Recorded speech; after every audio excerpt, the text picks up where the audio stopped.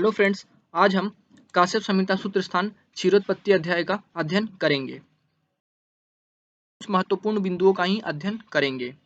यह अध्याय प्रारंभ में खंडित है और इस ग्रह का आरंभ ग्रहों से दूषित दुग्ध के लक्षणों के वर्णन से प्राप्त आरंभ होता है। शकुनि ग्रह से आक्रांत धात्री का दुग्ध कटु तिक्त रसात्मक। जिस धात्री का दुग्ध में तीनों दोषों के लक्षण मिल रहे हों उसे स्कंद और षष्ठी ग्रह से आक्रांत समझना चाहिए।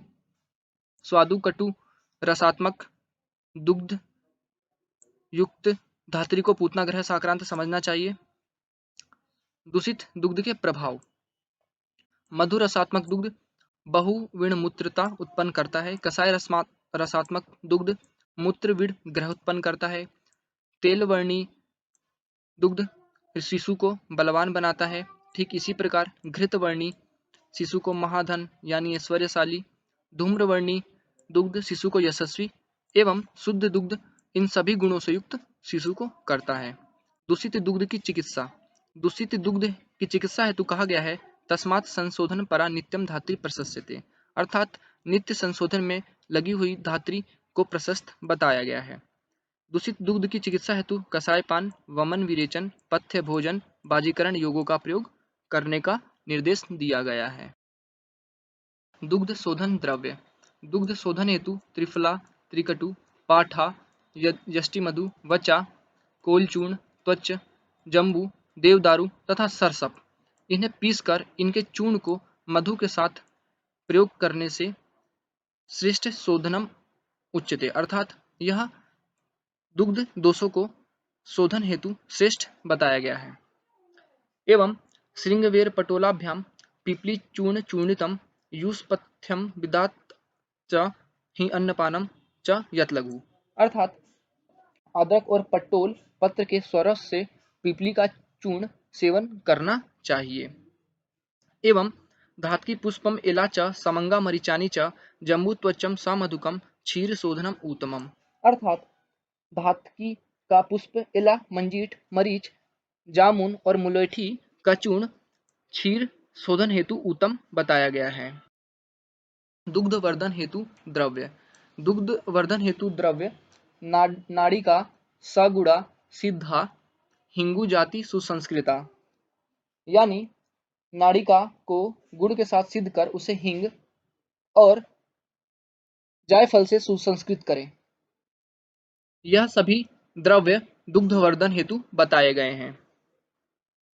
आगे स्तन्य शोधन हेतु पाठा, महौषध, दारू, मुरवा, मुस्तक, वत्सक, सारीवा, अरिष्टक आदि द्रव्यों का वर्णन प्राप्त होता है।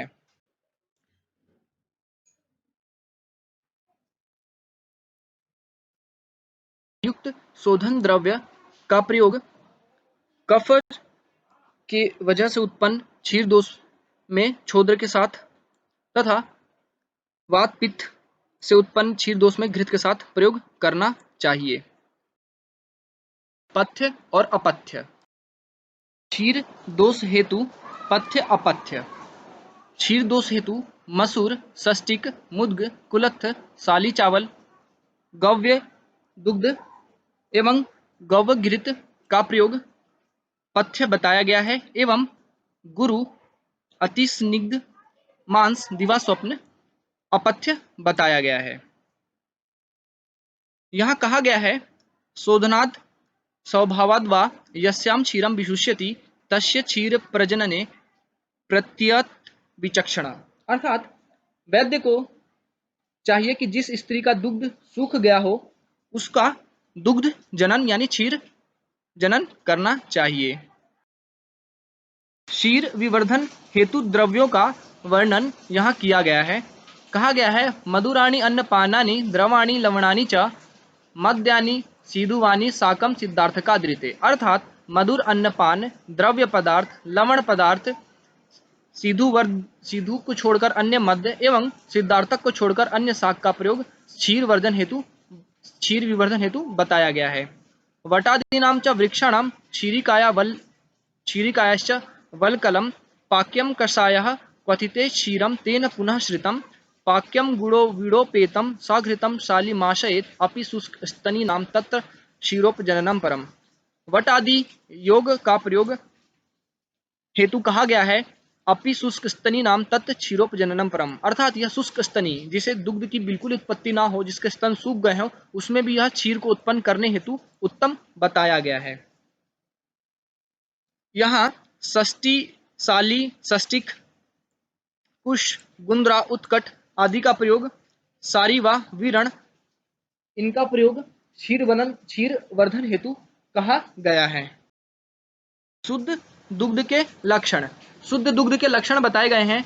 अव्याहत बलांग आयु रोगो वर्धते सुखम शिशु धात्वनापत्ति शुद्ध क्षीरस्य लक्षण, यानी जिस दुग्ध के सेवन से बालक का बल, अंग तथा आयु अव्याहत पूर्ण रूप यानी निर्बाध रूप से बढ़ता रहे एवं शिशु रोग रहित होकर वृद्धि को प्राप्त हो, उस दुग्ध को शुद्ध क्षीर कहा जाता है। शुद्ध दुग्ध के लक्षण बताए गए हैं। संभवती महारोगा अशुद्ध क्षीर सेवनात्, यानी अशुद्ध क्षीर के सेवन से बहुत से रोग महारोग तक उत्पन्न हो सकते हैं। वज्र के लक्षण। तीर्ण कीट तुषम शूकम माक्षिकांग मलाष्टकम केशोर्ण अस्थादिकम विद्यात वज्रम इति उपाचारतः, अर्थात तीर्ण कीट, धान के छिलके, कीट, मक्खियों के शरीर के अवयव, पत्थर, केश, अस्थि, ये सभी उपचार वज्र कहलाते हैं। ये सभी वज्र के निदान बताए गए हैं। रोगों के निदान। स्तन रोगों के निदान बताए गए हैं। सह अन्नपानेन यदा धात्री व्रजम समश्रुते, अर्थात जब धात्री भोजन के साथ वज्र का सेवन करती है तो वह वज्र शरीर के सजातीय ना होकर विजातीय होता है, यानी शरीर के सधर्मी नहीं होता है, तो वह पच्यमान अवस्था अथवा पाकावस्था में नहीं पहुंचता है और यह वायु के द्वारा रस के साथ मिलकर स्तनवही शिरा में पहुंचकर स्त्रियों के स्तनवह स्रोत में विकार उत्पन्न करते हैं और इस प्रकार स्तन रोग की उत्पत्ति होती है। पीत वज्रा के लक्षण। जिसने वज्र का पान किया है उसके क्या लक्षण हैं? उसके लक्षण हैं अजीर्ण, अरति, ग्लानि, अरुचि, पर्वभेद, अंगमर्द, शिरोरुख आदि सभी लक्षण पीत वज्रा के बताए गए हैं। दोषों के अनुसार स्तन कीलक के लक्षण। यदि पित्त की प्रधानता हो तो शीघ्र पाक, यदि कफ की प्रधानता हो तो स्तन कीलक चिरकाल तक कष्ट देता है, यदि वात की प्रधानता हो तो स्तन कीलक शीघ्र ही बढ़ जाता है। स्तन कीलक की चिकित्सा। स्तन कीलक की चिकित्सा हेतु घृतपानम प्रथमतः सस्यते स्तन कीलके, यानी स्तन कीलक में घृतपान सर्वप्रथम प्रशंसित है। वह स्रोतों में मार्दव यानी स्रोतों में मृदता उत्पन्न कर वज्र को निकाल देता है।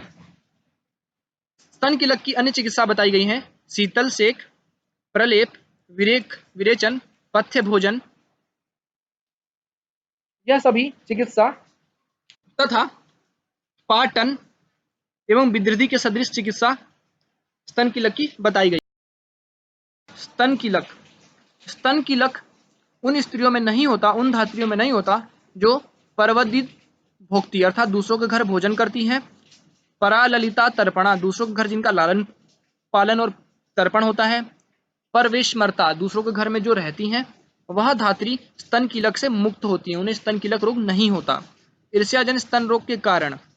दर्शनीयो स्तनो पीनो सुजातो संहतो समो सुकरो पर्यकिलो च दृष्टवा तु अक्षिवंती दुहर्दा, अर्थात जिस धात्री का स्तन देखने में दर्शनीय हो, संहत हो, सम हो, इसे देखकर दुष्ट लोग ईर्ष्या करते हैं और इस प्रकार ईर्ष्याजन स्तन रोग की उत्पत्ति बताई गई है। ईर्ष्याजन स्तन रोग की चिकित्सा हेतु तंत्रवत अपचारण अर्थात तांत्रिक प्रक्रियाओं का उपयोग करने का वर्णन दिया गया है एवं ईर्ष्याजन स्तन रोग की चिकित्सा हेतु कहा गया है परिहृत्या आम मांसम तु निशिनेयम चतुष्पथम, अर्थात स्त्री को कच्चा मांस काट कर रात्रि को चौराहे पर ले जाना चाहिए।